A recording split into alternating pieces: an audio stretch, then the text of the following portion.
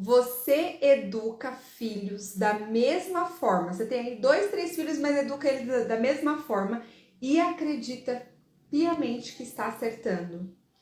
Eu sinto muito em lhe dizer que mais do que educar os filhos da mesma forma, você precisa entender as diferenças que cada filho tem, para que você possa ser o melhor educador ali, conforme cada filho, seja homem, seja menina, o temperamento sanguíneo, colérico, fleumático, você precisa adaptar a sua educação ao tipo de filho que você tem, sem perder essa autoridade, mas sem deixar de amá-lo. E na live de hoje nós vamos ter a honra de ter aqui o professor João Malheiro. Ele vai compartilhar dicas práticas. Ele tem assim uma experiência profissional, acadêmica, também paternal, e que vai poder contribuir muito para a sua família nessa noite. Então aproveita, já chama aí geral. Já vou aceitar aqui o professor para a gente já começar. Boa noite, Zuleide.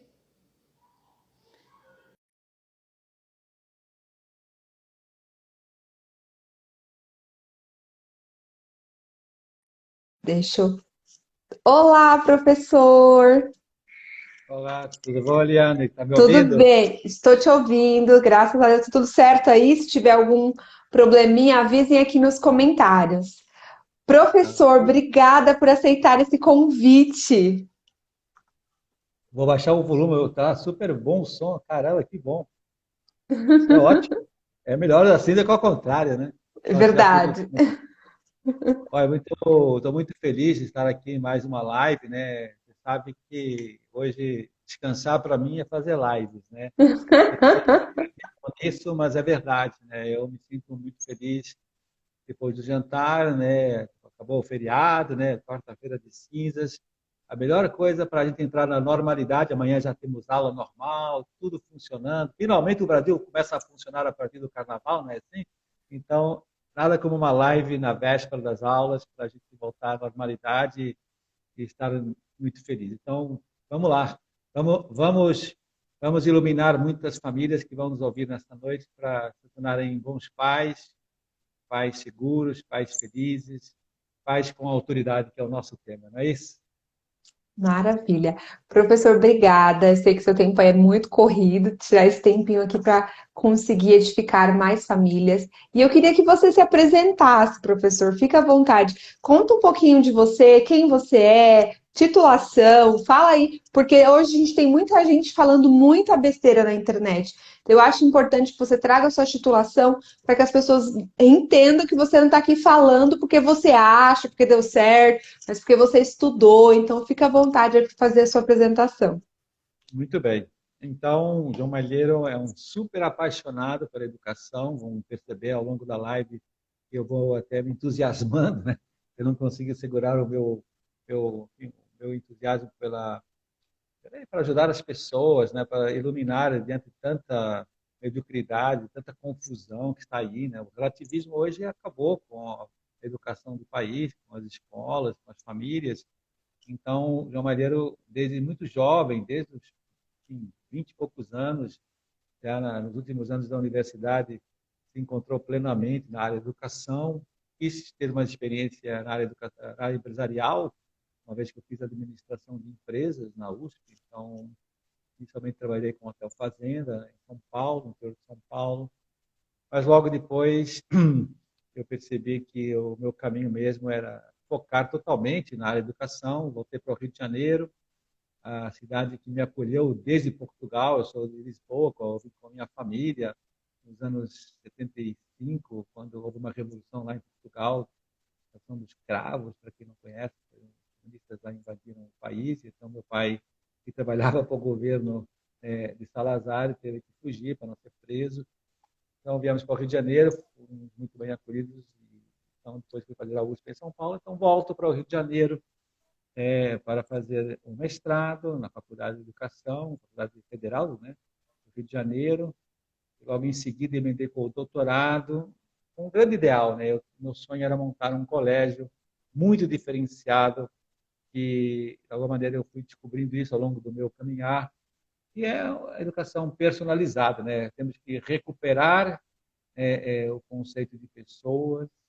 É, é, Hoje, a maioria das escolas não educa mais pessoas humanas, educa, pois, seres humanos para fazerem vestibulares, para estarem enfim, uma prova, para enfim, virarem depois em concursos públicos, em conseguir empregos e nada mais. E, obviamente, isso não é educação, né? Isso é tudo menos educação. E a realidade hoje está aí para comprovar como há um projeto nacional falho na educação, né? As pessoas estão muito pobres, estão muito despreparadas para enfrentar a vida e está aí tantas separações, tantas depressões, tanta enfim, loucura que a gente vê em tantas pessoas, é uma coisa absurda. Então, eu desde o começo vi que essa era a minha missão, a minha vocação, né?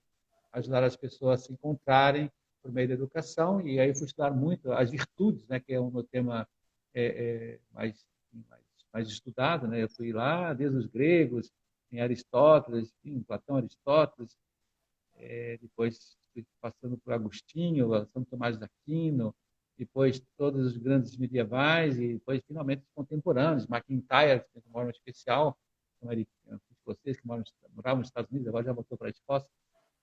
Mas enfim, então eu estudei de fato muito tempo, né, toda essa temática. E hoje, além então de querer resgatar muito a pessoa humana por meio da virtude, eu também hoje vejo como uma missão resgatar o conceito de amor. Hoje eu consigo perceber claramente, né, a associação desse projeto de despersonalizar o ser humano, que aconteceu de fato e foi bem sucedido, esse projeto nihilista de acabar com uma pessoa que pensa, que ama, que é livre, que é filha de Deus. Conseguiram esse projeto, mas também percebi que, em paralelo, por causa de tudo isso, as pessoas pararam de amar verdadeiramente, não conseguem ter força para amar, não conseguem ser felizes no amor. E a gente sabe que grande parte do êxito existencial de uma pessoa está relacionado a como ele vive esse amor. Quando a gente vê que há muita gente fracassada, depressiva, desesperada, por causa justamente de não ter aprendido essa ciência do amor. Então, eu logo percebo que esse é um dos meus principais deveres atuais, que é resgatar novamente o conceito de amor, e dessa forma eu irei resgatar o conceito de pessoa humana. Olha que coisa linda! Então, é preciso que nós ajudemos todas essas pessoas que trabalham na área de educação, que estão no governo, que estão nas escolas, que estão, enfim, nas próprias famílias, e entenderem que enquanto nós não ajudarmos nossos filhos a amarem de verdade, são projetos fracassados, por mais dinheiro que ganhem e por mais enfim, sucesso e visibilidade que possuem, porque isso tudo, não, na verdade, o nosso coração não se satisfaz se não tiver amor. Professor, excelente, é exatamente isso. Eu, para quem não sabe, eu conheci o professor num projeto que a gente tem trabalhado juntos, aí um projeto que em breve a gente vai conseguir, vai poder divulgar. E durante esse projeto, enquanto eu avaliava ali o conteúdo que ele gravou, um material assim riquíssimo, falei, gente, é isso, porque eu, como terapeuta de famílias, eu consigo, de casais e de famílias, eu vejo exatamente isso, professor. Esse resgate, tantas pessoas preocupadas em querer marcar os seus filhos com correções, com regras, mas não com amor. E até como filha também, eu tive um pai maravilhoso e com seus defeitos, mas muito maravilhoso. E eu lembro o quanto, como pai, tudo que ele me marcou com amor, eu honrei, né? Eu quis seguir, eu quis obedecer, não por medo, mas por amor, por honra, por querer dar orgulho, por não querer decepcioná-lo, né? Então, quanto isso falta esse resgate desse amor, né? Mais do que deixar um legado, deixar heranças, é deixar uma marca de amor nos filhos. E por isso que eu te convidei. E o professor é do Rio de Janeiro? Isso? Então, eu sou do Rio de Janeiro, vamos dizer assim, depois de ter chegado de Portugal. Eu sou de Lisboa, né? Entendeu? Eu vim de Lisboa, vim para o Rio de Janeiro, me tornei carioca, né, de coração, e fui passar uns anos em São Paulo, volto para o Rio de Janeiro, mas efetivamente, se a gente somar a minha vida inteira, eu tenho 3 vezes a minha vida de Portugal já no Brasil e quase que 2/3 no Rio de Janeiro, então totalmente carioca da gema. E hoje o professor é diretor de uma escola. Conta um pouquinho dessa etapa da tua vida aí. Então, depois que eu fiz o doutorado, como eu dizia há pouco, né, fui convidado por um grupo de famílias, né, que justamente essa é a graça da educação personalizada, né, é uma metodologia que, de alguma maneira, surge de famílias preocupadas em respeitar muito, né, a formação de cada pessoa humana, como você estava dizendo no início, né, cada pessoa tem o seu caminhar, tem a sua vocação, tem a sua singularidade, tem a sua unicidade, tanto cada um é insubstituível na sua própria vida. Adoro essa expressão atualmente, né? Cada um tem o seu papel social a realizar, cada um tem que se encontrar nessa vida e entender por que ele veio ao mundo, tem que ter um propósito, senão a vida perde sentido. Só trabalhar por trabalhar, isso não realiza, todo mundo fica maluco depois de um certo tempo, né? Então, alguém precisa responder essa pergunta final: para que é que eu existo e para quem eu tenho que me entregar nessa vida, porque para quem eu tenho que dar sentido a todo o meu esforço, a toda a minha entrega. Não tiver essa resposta precisa, as pessoas não são felizes. Então, esse grupo de pais me procurou, né? Tinha acabado de fazer o doutorado, já era conhecido por várias palestras que eu dava no Brasil para a temática da virtude, e me pediram para montar então, um projeto pedagógico junto com uma outra diretora, e viajou pela Espanha, Portugal, Argentina, Chile, pegando tudo que há de mais de moderno, mais de vanguarda, e nós então montamos o Colégio Porto Real, que é na Barra da Tijuca, e hoje tem um sucesso imenso, principalmente por dois motivos. Primeiro, que essa escola tem como principal aluno, acreditem, os pais dos alunos. Nós nos empenhamos fortemente em que pai e mãe, juntos, façam parte do projeto educativo da escola e, ao mesmo tempo, façam parte da sua própria entrega familiar diária para que eduquem muito bem seus filhos. Infelizmente, muitos pais hoje, não por má vontade, mas por falta de formação, não conseguem fazer isso, não foram formados para ser pais. Então, a tentação da terceirização é uma consequência, a tentação da fuga é outra consequência, porque formar é uma ciência, educar é uma ciência. E se você não se preparou para isso, você vai ter dificuldades. Não adianta. A gente não tem ciência infusa, né, como os anjos, né? Não, nós temos que aprender tudo na vida, inclusive educar os filhos. Então, a nossa escola se preocupa muito em tornar esses pais seguros, assertivos, confiantes, felizes de serem pais. Quantos casamentos nós salvamos, Eliane? Você nem imagina no nosso colégio, porque muitos pais estavam ali, né, balançando pela insegurança, pela falta de preparo, e depois, com a formação, com a luz que nós damos na formação semanal, na formação mensal, e com muitas tutorias, né, que a gente faz com eles se recuperam, eles se reconstroem e ficam muito agradecidos ao Colégio de Porto Real. E a segunda diferença básica do nosso método é que nós separamos meninas dos meninos. É uma das poucas escolas do Brasil que faz isso. Isso, obviamente, está super fundamentado em muita ciência educacional, em ciência antropológica. É a coisa de maior inovação hoje, eu penso que tem que resgatar isso. E não é a mesma coisa que havia antigamente, que antigamente havia muitas escolas assim. Eu mesmo estudei só em escola de meninos em Portugal e no Brasil, né? Isso era uma coisa super normal. Mas havia sim um pequeno viés discriminatório. Efetivamente, as escolas femininas preparavam um pouco mais para serem donas de casa, só para algumas profissões, não tinham uma visão mais ampla do mercado de trabalho.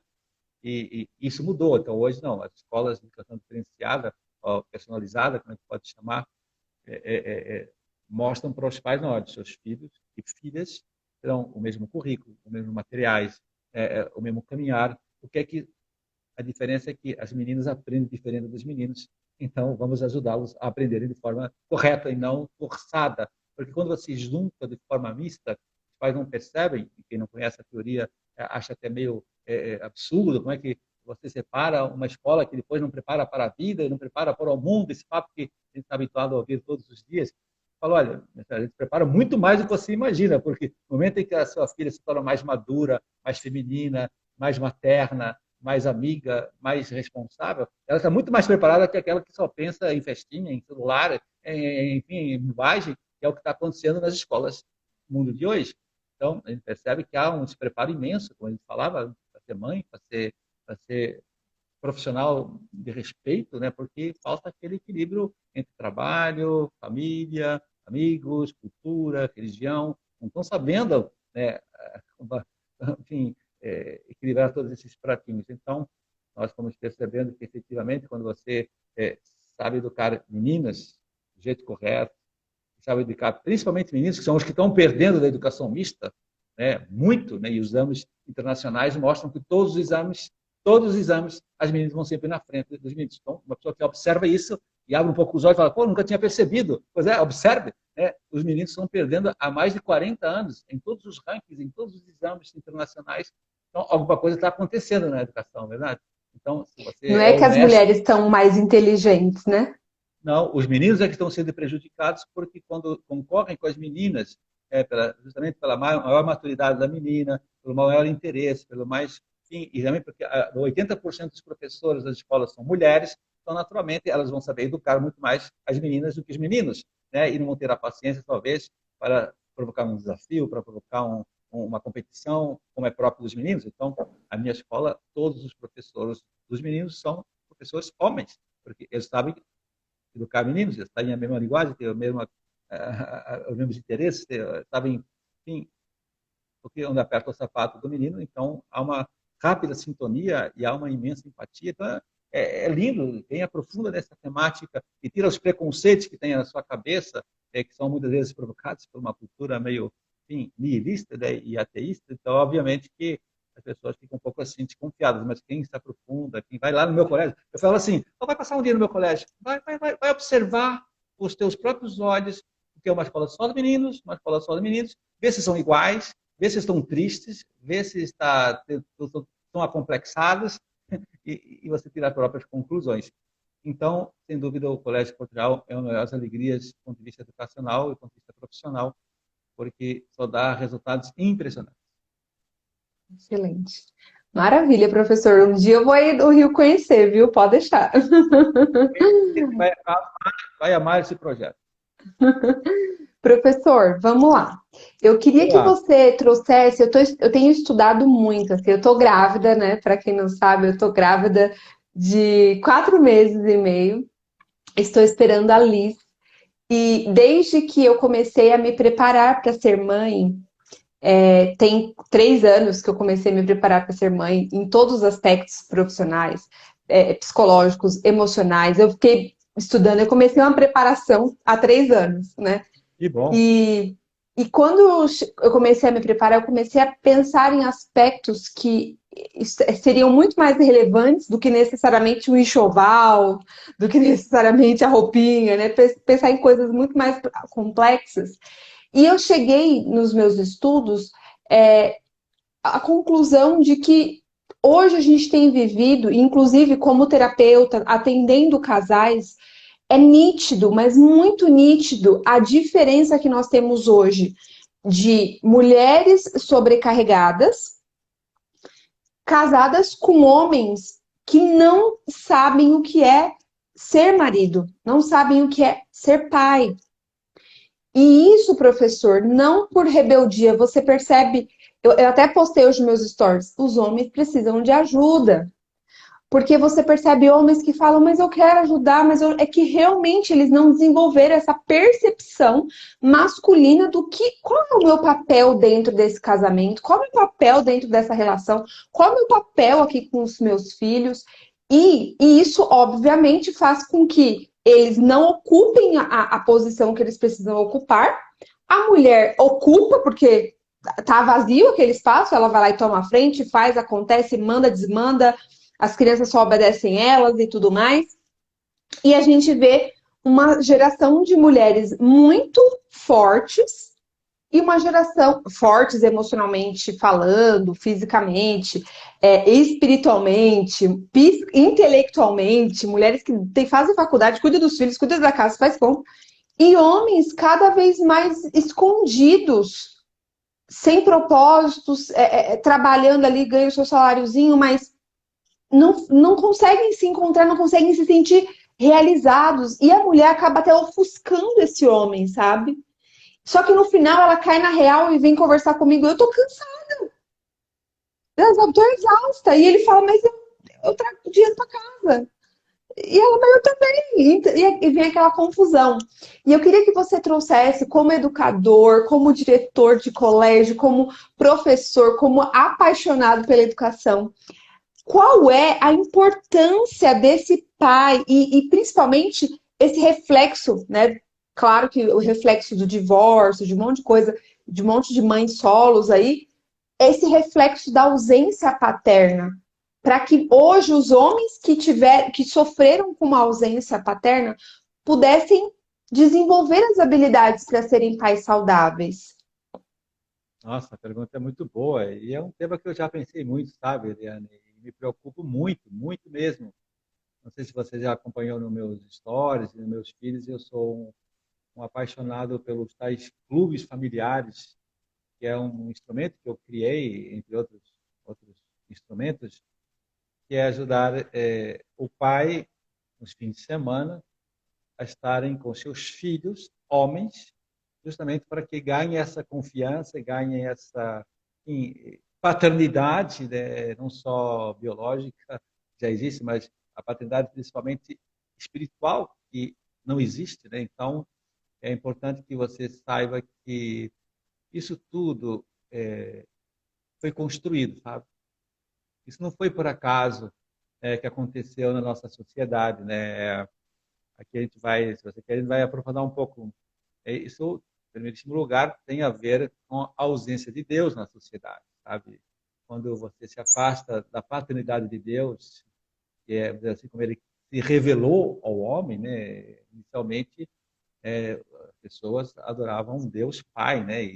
E sempre o Deus Criador era um Deus que acompanhava, que cuidava, que levava para a Terra Prometida. Sempre foi a revelação de Deus como uma pessoa que cuidava do homem, não o largava e fazia alianças, e os homens desobedeciam, como qualquer adolescente rebelde, e Deus sempre tinha paciência, ia lá e construía novamente a aliança, etc. Enfim, história bíblica, todo mundo já ouviu falar em algum momento da sua vida.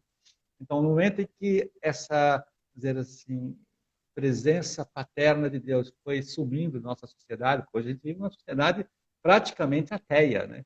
Por mais que digam que o Brasil é o país mais católico do mundo, isso há uns Não 40 anos praticante, atrás, né? né? Exatamente. Então, é óbvio que quando Deus vai se afastando das famílias e o exemplo dessa paternidade vai esfriando, obviamente o pai vai perdendo um pouco a sua própria vocação, sabe? Não sei se você já pensou sobre isso, mas a paternidade divina assim, é a fonte da paternidade na Terra. E quando as pessoas se afastam dessa fonte, né, naturalmente, os pais perdem um pouco a própria identidade, a própria missão, a própria figura e, obviamente, perde a sua vibração e a sua responsabilidade de educar. E, obviamente, ocupa vem a segunda ideia forte que eu ia falar, que é todo o feminismo. Né? A gente sabe que a gente está há mais também de 40, 50 anos numa onda feminista, querendo que a mulher ocupar as funções do homem, que a mulher ela tem que depois também ser o pai da casa, então ela que vai resolver os problemas, ela que vai no fundo trazer também dinheiro para casa. Então a mulher foi meio que substituindo o marido, né, em muitas funções que eram dele, né, mas que com toda essa falta de valorização, né, da paternidade, ela ocupa o espaço e invadiu mesmo. Então, eu vejo porque, te digo, lá no meu colégio, como eu dizia, a gente forma as mães do colégio, fala com elas, e o meu grande trabalho hoje como diretor de formação, inclusive do Colégio de Porto Real, é mostrar para as mães que, olha, isso que você está fazendo é o seu marido que tem que fazer. Isso que você está cuidando é o seu marido que tem que cuidar. E elas respondem, mas ele não sabe fazer nada. Quando ele faz, ele só estraga, ele só complica, ele só atrapalha. Então, isso foi construído também, sabe? Essa invasão, esse despreparo, né, foi, de alguma maneira, sendo enfim, criado por uma cultura que hoje se impôs. Então, o marido hoje tem medo de se impor, tem medo de se enfrentar a esposa, tem medo de ser cancelada, como se fala hoje modernamente, né?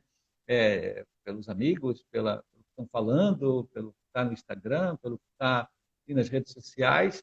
Então, o que acontece hoje é mesmo, né, uma desvalorização do papel do pai, do papel do marido. E o marido aceitou isso. Então, nós Se temos acomodou. que acomodou. Então, eu tenho trabalhado muito isso na minha escola e dá muito resultado. Então, quando eu mostro para as esposas que o pai tem que estar mais presente, que o pai tem que assumir mais responsabilidades, né, que tem que haver um projeto educativo onde os dois constroem o melhor para cada filho e depois que fazem esse projeto educativo definir as funções de cada um nesse projeto educativo. Então, a paternidade ressuscita, a maturidade do casal aparece e, principalmente, os filhos ficam muito melhor educados, porque exige mesmo a presença de um pai e de uma mãe no equilíbrio emocional. E a gente percebe isso até tantas crianças, né, depressivas, tantas crianças com déficit de atenção. A imensa maioria está imatura para a idade, né? Ninguém se encontra no final do processo educativo, que deveria se encontrar no final do ensino médio. Hoje está em nível quase de 80%, 90%, onde o jovem não tem a menor noção do que ele quer da vida, porque, na verdade, ele é um bebê ainda, ele está criança, está com 5 anos a menos da idade psicológica. Então, é óbvio, como é que o menino de 16, 17, perdão, 12, 13, vai saber alguma coisa do que ele quer no futuro? Não tem nem capacidade, nem coragem, nem fortaleza, nem determinação, nem nada, ele não vê nada, não vê um palmo na frente. Então, tudo isso foi construído e eu estou desconstruindo atualmente e está dando muito resultado, você sabia? Quando você começa a mostrar isso que eu estou te mostrando com toda essa clareza e dá um beliscão nos pais e põe eles para correr, eles correspondem. Então, é isso que a mãe e a esposa têm que saber, né? Que, quando você dá o espaço que lhe é devido, né, para ser um bom pai, para ser um bom marido, e depois distribuir então, as responsabilidades para cada um. Além dela se aliviar, ela é vítima e ela reclama que está cansada, estressada, porque ela quis, né, na verdade, né? Porque ela foi conduzida a ser assim. Mas sabe que isso também tem uma estratégia de maldade mesmo, porque na medida em que você vai desgastando o relacionamento do casal, depois isso com o tempo, né, quando não está apoiado nesse amor que a gente falava há pouco, né, mas está só no amor sentimental, no amor paixão, que é muito pobre, que não sustenta os desgastes de relacionamento e de comunicação, então a família se destrói. Isso é o que eles querem, né? E, na verdade, criaram toda uma grande confusão de relações, as relações ficam confusas, e logo, como consequência dessas relações de marido e mulher ficarem confusas, a pessoa humana se desfigura e o casal se desfaz, porque não se amam mais. E, na verdade, não é que não se amam mais, é que nunca aprenderam a amar. Então, está tudo associado, tudo relacionado. Então, é muito boa a sua pergunta, porque quando você fala de recuperar esse papel do pai, eu falo, lógico, é necessário, é urgente para a felicidade dos filhos, para o desempenho educacional da escola. Eu consigo provar isso muito facilmente com uma criança sem pai na família. É um menino que não sabe resolver questões de matemática, falta ali aquela fortaleza, falta aquela determinação, falta aquele desafio que o pai é obrigado a fazer isso por ser homem, por ser enfim, a psicologia do homem, ele precisa de testosterona, o menino precisa ver isso no pai, ele precisa aprender isso no pai, ele precisa aprender a subir na árvore, a brincar de cabo de guerra, a disputar com os irmãos, os vizinhos, os espaços com armas Nerf, que hoje está na moda. Tudo isso faz parte, né? A gente sabe que a masculinidade hoje está comprometida, né? Isso é uma consequência justamente da falta do pai, né? Então, por que eu quis criar colégio só de meninos? Porque lá eu crio meninos e formo meninos para serem meninos. Enquanto que quando a escola está mista, a gente percebe que essa masculinidade está comprometida muitas vezes. A gente vê, de fato, muita gente meio atrasada nessa forma de ser homem, né? E isso tudo tem a ver com a falta de pai na família, de professores fortes que sabem exigir dos alunos. Hoje uma escola cobra uma lição de casa agora amanhã, quinta-feira, depois do carnaval, as mães vão lá chiar, né? As mães. Oh, mas como é que a escola faz uma coisa dessa? Que absurdo! E quando você já viu, se tivesse pai e homem na família, o pai apoiaria a escola dessa forma e vibraria com escolas que exigem dessa forma. Mas isso, como não existe, o pai fica omisso, fica escondido, fica num canto lá encolhido, né? Encolhido, coitado. Então, as mães têm mais vezes na escola, vão muito mais nas escolas, participam muito mais das reuniões. E isso no Portugal não existe. Nós exigimos pai e mãe obrigatoriamente nas tutorias. Nós não fazemos só com mães, a gente não aceita. Só se vier o pai na escola é que a gente trabalha após a formação do seu filho. E dessa forma a gente vai resgatando o papel do pai, vai recuperando a sua missão, que é uma missão dificílima, mas é que é preciso, é preciso fazer esse trabalho duro. O ano passado, viu, Eliana, eu fiz uma live, não sei se você já ouviu falar da família Toledo, de Campinas. Ela é conhecida na internet como a mãe dos 11. Ela tem 11 Não. filhos. Eu Depois conheço você procura. a mãe de 7, eu conheço. De 11 Então, ainda não. então, procura lá depois o perfil Mãe dos 11, né? Sou muito amiga dessa família há muitos anos, conheço todos os irmãos, né? Todos os filhos, 11, né? E, então, o pai, né, é um juiz muito renomado na cidade, super famoso, escreve no jornal da cidade, é uma pessoa muitíssimo capacitada, inteligente pra caramba e tal. E ele, ano passado, ele me dizia: João, quer saber qual é o papel do pai? Eu sou de 11, né? Quer saber? Posso falar que eu tenho autoridade para fazer isso, né? Falava: olha, um pai hoje tem que ser um bom guia do seu filho. Tem que levar os filhos ao cume do desenvolvimento da pessoa, mano. Quando ele falou isso, eu falei: yes, lá, ele também está pensando como eu. E um pai, ele coloca metas a chegar.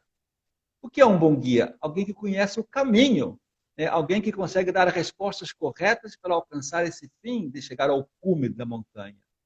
Existem situações em que, se nós, pais, não intervirmos, os nossos filhos cairão num precipício. É preciso, por isso, criar regras na família. E nós, pais, somos quem criamos essas regras. É preciso estar consciente que, para fazer isso, você nunca poderá ser muito popular no meio dos filhos. Com o tempo, eles se acostumarão a viver dessa forma, mas as regras serão feitas para serem cumpridas. Na hora de implantar isso na prática, não é fácil. Nós temos a consciência de ser cooperadores de Deus e temos a missão de dar conta da nossa missão. Somos mais firmes e somos mais prudentes. Eu trouxe essa resposta linda, super redonda, né? Quer dizer, é exatamente isso, cara. Um pai é o que coloca as regras, é o que é a autoridade, é a direção. Os filhos vão para lá e a esposa acompanha, né? E isso exige fortaleza ser assim. E o feminismo que vá porrar e que o parta, né? Eu acho que o feminismo tem aspectos positivos, evidentemente. Eu sou muito defensor do bom feminismo, que é defender a maternidade, quer defender o papel Que é da a mãe. feminilidade. Isso, exatamente. Que ela trabalhe em todas as funções sociais como marido, exatamente igual, haja os mesmos salários, os mesmos direitos políticos, que votem, que participem, sejam presidente do país. Maravilhoso! Eu sou totalmente defensor dessa feminilidade, mas que não confundam com o feminismo, que é justamente ocupar o papel do pai. Professor, sabe o que eu acho mais interessante de tudo isso? É que, te ouvindo, já acompanhei tuas lives, assim, eu te acompanho teu conteúdo, e como terapeuta e como filha de um pai amoroso, mas de um pai firme, eu sei que quando a gente fala isso, né, de que o pai precisa ser firme, de ser autoridade, ser o que guia, que direciona, a impressão que passa é que a gente está levantando homens machistas, homens mandões, porque as pessoas que não tiveram a oportunidade de ter a presença de um pai firme, mas que é amoroso, confundem esses papéis. E eu, como terapeuta, eu consigo diferenciar a ver a ciência, mas também ver a minha própria experiência como filha. Eu lembro, professor, que quando eu era lá adolescente, aquela fase que a gente fica mais, né, curiosa da vida, eu lembro que eu tinha a minha mãe, que era mais brava que meu pai, muito mais brava, muito corrigia mais a gente. Eu ficava pensando, nossa, no momento de vontade de aprontar, sabe, brava, coisa de adolescente. Nada demais, mas coisa assim, eu queria que eu tinha hora para chegar em casa, tinha que ser 8 da noite, não podia estar na rua. E eu ficava pensando, se meu pai, olha os pensamentos, se meu pai não morasse com a gente, eu não ia respeitar esse horário. Meu pai, só que quem era mais grave é minha mãe. Mal ela sabia que eu só respeitava esse horário porque tinha a presença do meu pai. Ele não precisou gritar, ele não precisou aparecer na porta da pessoa me bater. Só a presença dele me fazia obedecer. Era uma coisa assim que eu olho para trás hoje e falo, gente, meu pai me gritava, meu pai me ensinou a dirigir, meu pai, da mesma forma que ele educou os meus irmãos, né, homens, assim, de ensinar a dirigir, trabalhar, ele tinha comércios, então ele contratava a gente para trabalhar para ele, pagava salário, tinha que ter horário para entrar, tudo certinho. Ele fez isso com todos os filhos, as meninas e os meninos. Então eu via esse pai amoroso que sentava, que fazia aula de matemática, que brincava, que era brincalhão demais, mas só a presença dele me inibia de fazer a coisa errada, de não obedecer a regra das 8. De falar, não, eu tenho que obedecer porque meu pai tá lá, mas eu pensando, se ele não tivesse, eu não obedeceria. Olha só, professor, isso é algo, eu acredito que é algo até espiritual, porque ele me passava amor, firmeza, direção e proteção, tudo numa figura só. Mas você sabe por que isso aconteceu, Eliana? Eu tenho explicações profundas sobre essa questão e a resposta é muito simples. Pensa bem. No momento em que te dizem que não há uma estrada correta, perfeita, asfaltada, com meio fio claro, pintado de branco, que é a verdade sobre o ser humano. Quando te dizem que então você pode fazer o que você quiser, viver num deserto sem estrada, a lugar nenhum, tanto pode quebrar a regra das 8 horas, pode quebrar o teu prazer imediato, pode O fazer o que importante é ser quiser. feliz. O importante é ser feliz do meu jeito, tá? Do meu jeito. Quando você educa dessa forma, evidentemente, dá uma impressão que quem, como diz aqui o nosso querido Fábio Toledo, a gente leu esse texto lindo, quando você conduz a pessoa para andar nessa estrada, no fundo, o que você está querendo? Ele dizia, eu estou querendo, como bom guia, que ele não caia no precipício, portanto, que não caia no erro, que não caia no mal. Então há um bem e um mal? Há um certo e errado? Agora, quando dizem que não há, que é uma coisa que é de uma escolha, que é de um foi Relativo. existir, relativo, então é óbvio que dá uma sensação de tolher a liberdade, uma sensação pois de contra as minhas vontades, com os meus desejos. Então dá uma sensação de machismo, dá uma sensação de autoritarismo, dá uma sensação de que eu estou sendo forçado. E eu falo, não, gente, mas é que quem pensa assim é que está errado, né? Não está descobrindo que efetivamente a verdade existe, né? Por mais que queiram dizer que não, né? E hoje parece que quase que não há mais vestígios da verdadeira verdade.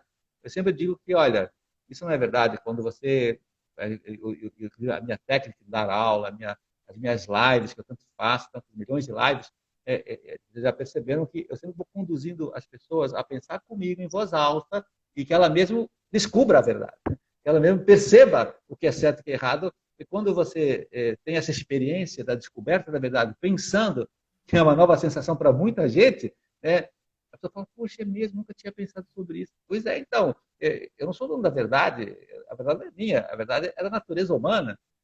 Eu só quero iluminar, como um bom guia, vai com a lanterna, pessoal, me siga aí, mas eu não vou te forçar, não. É você que tem que querer andar. Então, quando você entende que o ser humano tem uma capacidade racional de descobrir a verdade e de querer a verdade, porque ele quer ser perfeito, ele quer ser feliz, ele quer, no fundo, escolher o amor, né? Ele falava há pouco, né? Então, é óbvio que eu acredito que as pessoas vão me seguir. Então, eu não vou forçar nunca ninguém a viver nada. Eu vou só iluminar e convencer com a minha própria vivência, com o meu próprio, enfim, com as minhas próprias convicções vivenciais. Isso é que é educar corretamente uma pessoa. Então, quando você acredita na liberdade humana, eu tenho essa capacidade de escolher o que mais me convém. Então, é óbvio que eu acredito que a pessoa vai ter essa mesma descoberta que eu tive. Ele vai querer viver do mesmo jeito que eu vivo. E essa é a verdadeira liberdade humana. Então, quando a verdadeira liberdade humana não está sendo potencializada, educada nas escolas. Há muito tempo isso parou de se educar assim.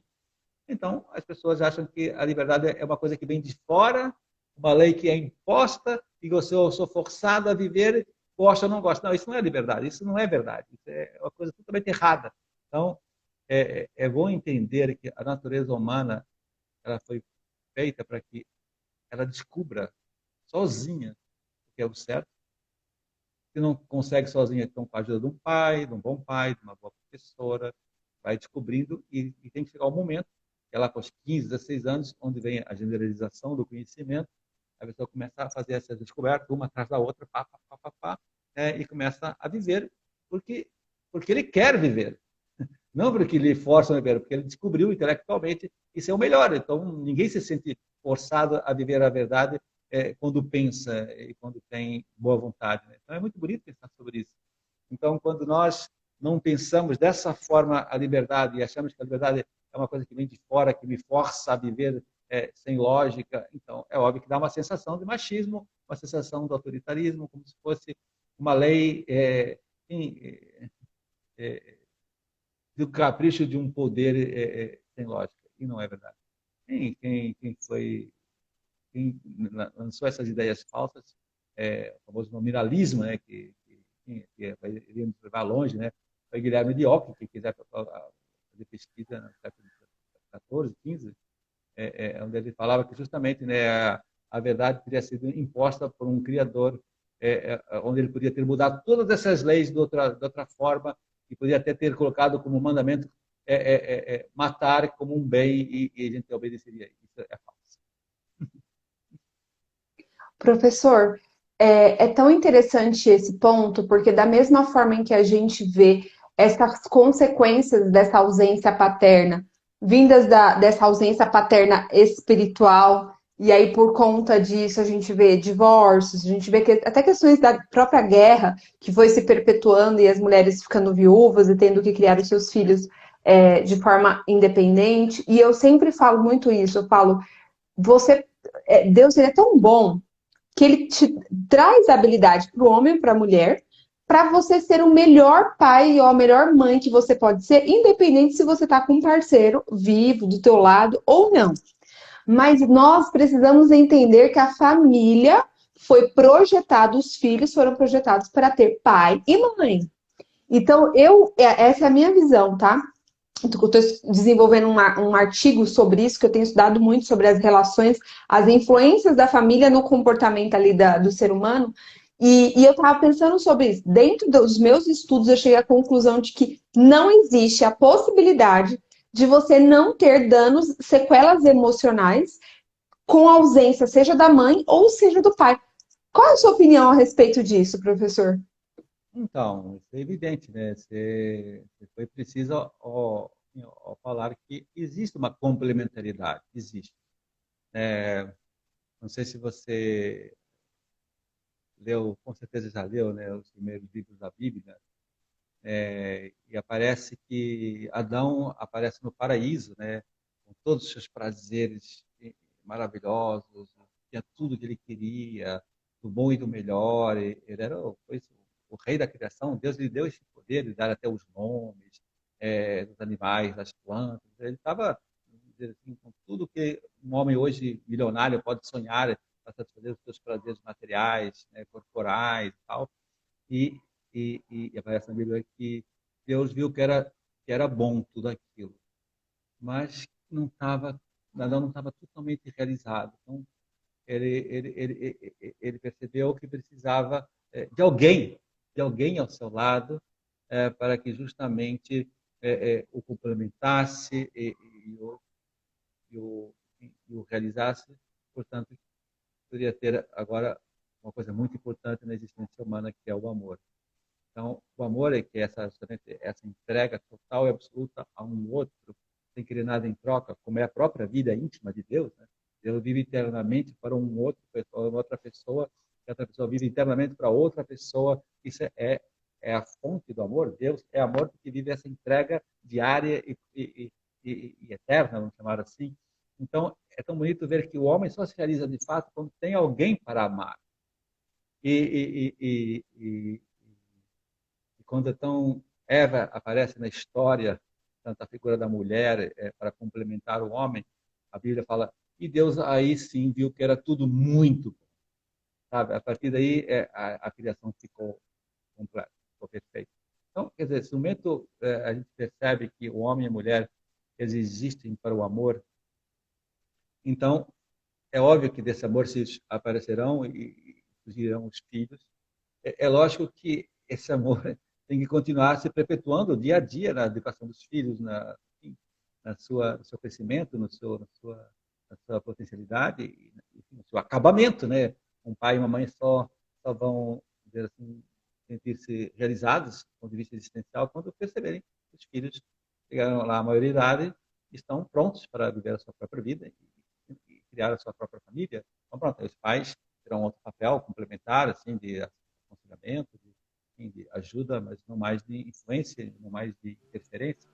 Então, reparem, né, se falta um dos dois, a criança nunca vai experimentar esse amor. Esse é o motivo principal. Sabe? Não dá para amar a mãe e o filho sozinho. Está estranha essa relação. O filho precisa ver que marido e mulher se amam mutuamente. E esse exemplo diário é o que vai construir uma personalidade madura, que é exatamente uma personalidade pronta para também amar o outro. Não sei se você já parou para pensar nisso, é muito bonito esse pensamento. Quando eu experimento o amor de alguém, da minha mãe, do meu pai, na verdade, essa experiência do amor é um reflexo de um Deus que me ama. Certo? Quando vejo meu pai me amando, minha mãe me amando, meus irmãos me amando, uns amigos me amando, uma namorada me amando, na verdade, isso é uma participação de um amor que tem sua origem em Deus, porque Deus é a fonte do amor, Deus é amor, nós participamos desse amor.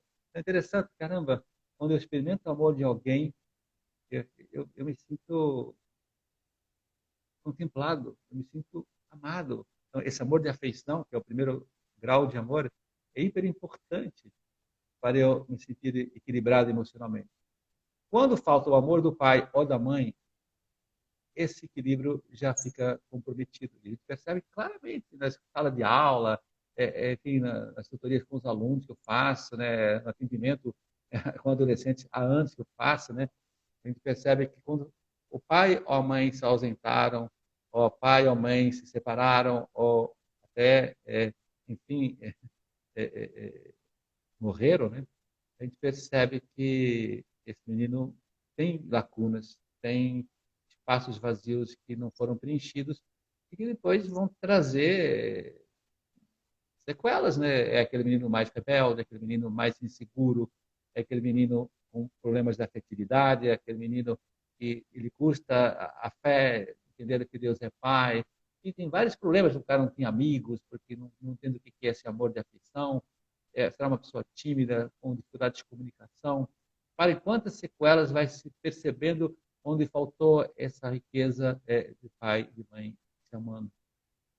Então, agora pensamos ao contrário, né? Poxa, como aconteceu comigo, tive a imensa sorte, ter um pai e uma mãe maravilhosos, super bem formados, se amavam muitíssimo, tiveram uma dificuldade imensa de virem para o Brasil, fugindo, com 5 filhos nas costas, um sexto já tinha falecido, infelizmente. Então,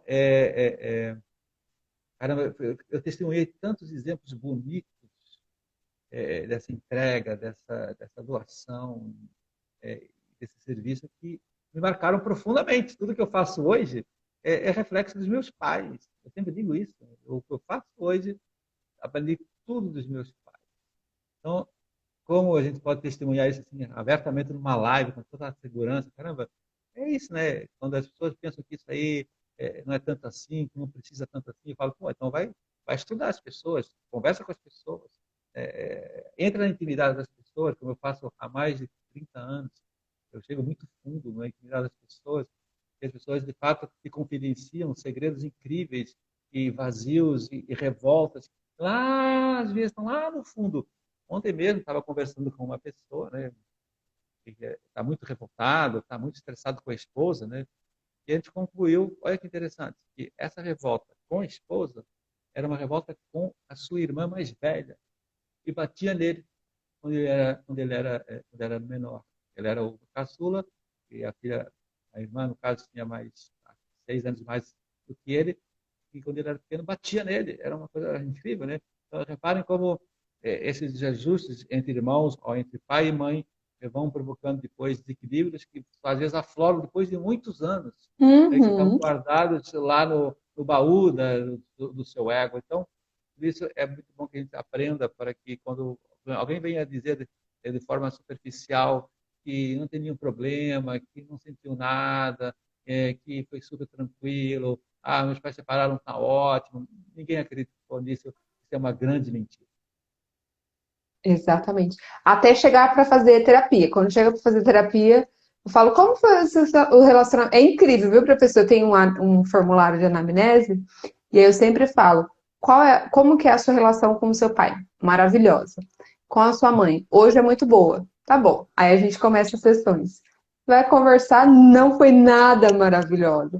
E não no Nada. sentido de que pais ruins, abusivos, agressivos, mas a gente vai ali chegando nas nuances e a gente consegue trazer, né, através da psicanálise, entender o inconsciente. Como que eu estou fazendo uma transferência, né, de, por exemplo, o caso aí desse rapaz que estava trazendo uma angústia da irmã que batia na infância ali na esposa, isso é o que mais acontece. Maridos que a esposa tem uma atitude e ele faz ele lembrar da atitude do pai, da atitude do padrasto, da mãe, e ele, para se defender como um mecanismo de defesa, o nosso cérebro desenvolve aí algumas atitudes e acaba sendo grosso, não vou fazer o que manda, aquela história toda.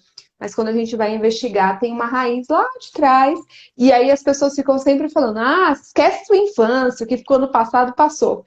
Seria muito fácil, eu sempre falo, legal, só que você fala isso pro seu inconsciente, tá bom? Que o seu inconsciente, ele não deixa pra lá a tua infância simplesmente, não. Por isso que a gente precisa muitas vezes visitar, não como um processo de ficar remoendo, mas para ressignificar e escrever uma nova história, como o Felipe escreveu aqui, né? Que foi alcançado pelo amor de Jesus e que hoje é o pai dele e que conseguiu reescrever a sua história. É isso, não é ficar baseado. Graças a Deus, nós tivemos uma oportunidade, professor, de terem bons pais. Meu pai tinha os seus defeitos, minha mãe também, mas a gente sabe que hoje existem várias pessoas que não tiveram essa oportunidade e é por isso que eu trabalho hoje na prevenção. Eu trabalho atendendo mulheres de uma forma muito preventiva, abrindo os olhos delas para elas não entrarem num casamento nocivo. Eu lembro que na minha adolescência ainda eu tive contato com um rapaz, um paquerinha,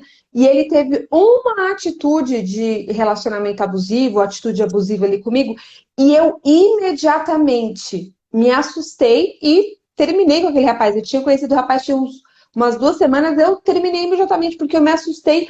Por quê? Porque meu pai nunca me tratou daquela forma. Aquela forma de um homem falar comigo era muito irreal. Então eu não tive dúvidas. Mas eu era 18 anos, adolescente, pacarinho de escola, terminei. Quando foi na vida adulta que eu fui enxergar, falei, gente, aquilo era um relacionamento abusivo. E eu sei que outras meninas se relacionaram com esse rapaz depois e sofreram relacionamentos abusivos. E eu olhei qual era a diferença, por que que eu não continuei, por que que eu já identifiquei cair fora e outras identificaram e continuaram. A diferença ali, claro, de uma forma ali muito generalista, né? Era a ausência paterna. Uma não tinha pai e eu sabia o que que era o amor de um homem, né? Como que um homem tratava uma mulher. Muito legal. Isso acontece mesmo, né? Por isso, às vezes me perguntam, né, como é que um pai deve tratar a sua filha. Eu falo, olha, até aos 10 anos, o máximo afeição possível, tem grandes medos, tem grandes receios, mas depois que chega a adolescência, quando a mulher começa a ter o corpo de mulher, né, começa a ser mais atrativo, é lógico que o pai tem que ter um pouco mais de prudência, inclusive com a própria filha, né? E na hora que, sei lá, manda sentar no colo, vem dar um abraço, isso, o pai tem que dar um exemplo um pouco mais de austeridade, um pouco mais de prudência, até para justamente a filha aprenda como um homem tem que tratá-la, tem que educá-la, tem que respeitá-la. E isso o pai, um bom pai como o seu, tem que aprender a fazer isso. Agora, quando as relações estão muito vulgarizadas, muito superficializadas, e a coisa está muito solta, né? Então é óbvio que depois vem todos esses abusos na família, vem toda essa pedofilia, vem todas essas questões que a gente sabe que 99% acontece dentro da própria família, né?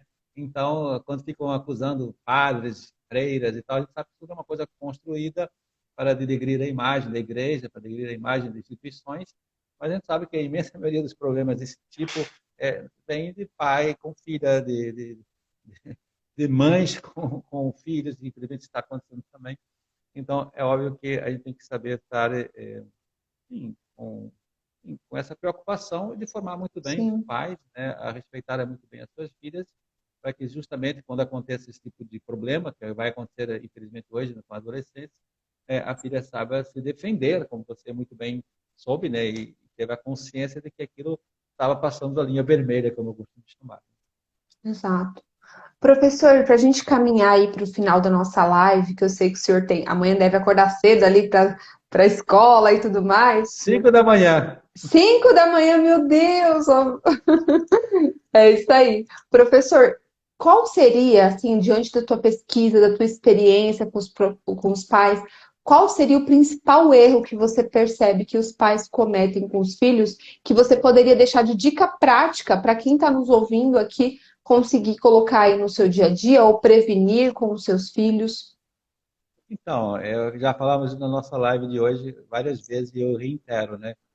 Acho que os pais, eles só vão ser bons pais quando, isso é o que inclusive é o objetivo do meu curso que eu desenvolvo lá no Diabo Malheiro, que é o percurso que nós iniciamos agora a quinta turma com uma turma imensa, maravilhosa, estou muito feliz com esse novo grupo, né?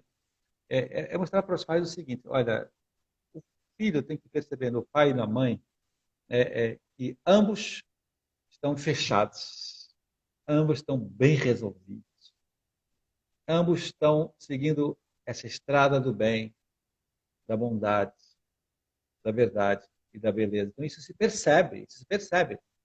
Quando a família está muito unida, é porque pai e mãe estão bem resolvidos, estão vivendo os mesmos valores, fecharam as questões, enfim, que há uma certa opinião, né? Todos nós temos as nossas opiniões, as nossas perspectivas. Então, é óbvio que quando uma pessoa vai casar com uma mulher, nesse fase de namoro e depois de primeiros anos de casados, tem que haver uns acordos, tem que haver ali umas cedidas, tá bom? Então, a partir de agora, eu vou ceder nisso aqui, você cede naquilo lá e tal. Mas há como que um tratado de Tordesilhas claro na família, onde se sabe o que é o certo e o que é errado, e onde pai e mãe estão muito unidos nessa questão. Não há discussão, em hipótese alguma, dentro dos filhos sobre isso. Pode haver uma nova discussão, pode haver uma réplica dentro de um quarto fechado para discutirem outra questão que nasceu, eu não tinha sido muito clareado, sei lá, dar um exemplo, quando é que eu vou dar o celular? Quando é que eu dou uma mesada? Quando é que eu libero para uma festa? Quando é que eu estava? Essas questões que muitas vezes os pais, quando casam, não têm que se preocupar, porque ainda não é questão de filhos pequenos, mas enfim, quando os pais estão muito unidos nessas questões, concorda comigo que haverá um ambiente harmonioso, um ambiente de paz, um ambiente de amor. A gente falou muito na live de hoje. Esse ambiente tem que existir. Quando eu penso meu pai e minha mãe, eu penso os dois se amando. Eu vejo os dois amigos, os dois curtindo a família, e vibravam com umas férias juntos, e levavam a gente para fazer camping. As nossas férias eram em campings na Europa. Imagina que maravilha, eram entranháveis essas festas, os natais, a gente fazia teatrinhos para os pais, para os avós, para os tios. Havia um ambiente entranhável, mas por quê? Porque havia harmonia, havia acordos, havia amor, havia cada um cedia, não tinha que ceder e acabou. Agora, quando isso não está claro hoje, a marido e mulher estão sempre brigando, estão sempre disputando, estão sempre enfim, se distanciando. Né? Então, os filhos acabam sofrendo, né? Acabam pois aproveitando-se dessa situação e começam a chantagear, e começam a fazer parte ou da mãe ou do pai, e começam a criar partidos dentro da própria família. E isso tudo acaba com o ambiente de amor, de união, de paz, né? Obviamente, né, assim, para fechar o raciocínio, né, Ah, mas muita gente vai dizer assim, ah, cara, eu já tentei isso, mas não consigo, né? Tem que ser minha mulher, cara, é absurdo e tal. Aí a mulher fala, pô, você tem que ser o meu marido, pô, o cara só pensa nela, blá, blá, blá. É sempre assim, né? Então, quando há essa dificuldade de harmonizar princípios, valores, enfim, projetos, quando ambos estão ainda um pouco imaturos, na verdade, ainda não caíram na real, que o amor é justamente querer o bem do outro, pelo outro, sem querer nada em troca. Isso é a maturidade do amor. Enquanto não chegar nesses níveis, então é lógico que é difícil. Mas, enfim, para chegar nessa maturidade do amor, atenção para o que eu vou falar agora, é impossível sem Deus. É impossível sem Deus. Isso está provado empiricamente na sociedade atual. Como eu dizia, estamos numa sociedade ateia, onde muita gente se afasta da igreja, muita gente às vezes vai na igreja mas de forma errada, né? vai na igreja para buscar consolo, buscar atenção, buscar companhia, buscar sentir-se bem com a música, com o padre, sei lá, com o grupo que aparece. Mas isso não é religião. A religião eu vou lá para amar, para adorar, para agradecer, para pedir, de forma Para me submissa. tornar uma pessoa melhor. Melhor, exatamente, não ao contrário, Deus não é uma Coca-Cola. Mas então, quando as pessoas se afastam nos últimos tempos, né, de toda essa fonte do amor, a gente percebe que há uma consequência evidente das pessoas quebrarem, se afastarem. Então, há uma relação muito próxima dos dados estatísticos. 60% hoje da classe média do Rio de Janeiro está separada. É um dado muito forte. E você vai ver quantas pessoas deixaram de ir à missa nos últimos anos, são 60%. Então há uma relação. Claro que há. As pessoas sem Deus não têm força para amar. Não tem. Por mais que o homem ache que basta só a cultura, que basta só a tradição, não basta. A gente comprova isso hoje no mundo moderno. Né? Olha aí. As pessoas estão muito mal, as pessoas estão muito solitárias, as pessoas estão muito depressivas, se afastaram da fonte do amor. Só é possível amadurecer no amor, que a gente mostra aqui, está mostrando agora, casal muito unido, muito de acordo. Só é possível haver esse amor quando a força desse amor vem da De fonte, Deus. vem de Deus. Quando não, fica tudo teórico, tudo bobagem, fica só naquele amor meio, eu chamo de algodão doce, sabe? E lambe, e não deixa nada, não sustenta, né? Eu sempre digo de 0 a 10, na escala de 0 a 10, o homem consegue amar dessa forma superficial até 4. Até 4 ele aguenta, até 4 ele suporta, até 4 ele vai levando, até 4 ele vai meio que, enfim, enganando. Aí chega um momento que ele não aguenta mais e estoura. Para chegar aos 5, 6, 7, 8, 9, 10 do nível de amor, ela está longe, né? E eu digo, sem Deus, impossível. Está comprovado isso empiricamente. Então, senhores pais, sejam um casal unido, bem resolvido, em Deus, praticando diariamente alguma coisa que alimente esse amor em vocês. Esse é o conselho que eu dou. Excelente, professor. Excelente. É exatamente isso.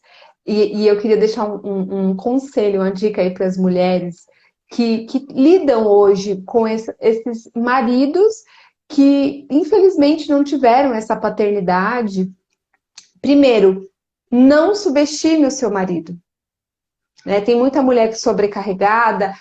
Ele não sabe fazer, ele sabe fazer compra, ele não sabe fazer isso, ele sabe fazer aquilo.